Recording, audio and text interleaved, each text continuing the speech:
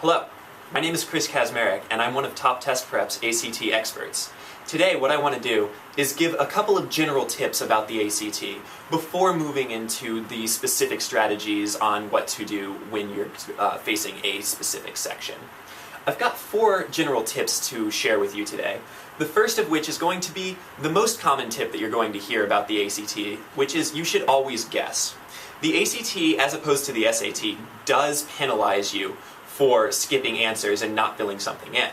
Therefore, if you're faced with a problem that you have no idea how to even approach it, you should just guess on it, because it does give you a greater possibility to earn points than the 0% chance that you're going to have if you were going to skip it.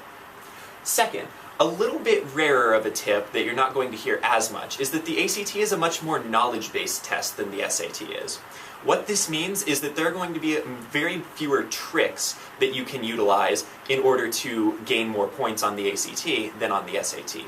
This manifests mostly in the math section, where you're going to have to draw on the math skills that you have learned and utilized in school, as opposed to reasoning tricks that you might be able to use given the test's multiple choice format, or anything else that you might be able to use to get out of some difficult math on the SAT. Third, the ACT is a very, very fast-paced test. What this means is that you're going to have to be doing a lot of questions in a very small amount of time. Therefore, practice is paramount here. The more you're going to do these questions, the less you're going to be surprised. The less you are surprised, the easier you're going to be able to get through these questions, getting right answers faster, which is ultimately your goal. Which finally, the best strategy to do this is to go through the test in several passes.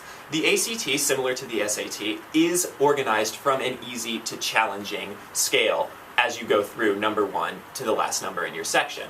Therefore, you should work on going through all of the questions that you know you can get right very first before you do anything else. Then, when you come to a hard question, skip it, keep doing questions that are easy, and then when you're finished with all of the easy questions, you have maximized your score off of those, you can go back to the hard or time-consuming questions and finish those and get your maximum score output possible. Perfect. There, I do think that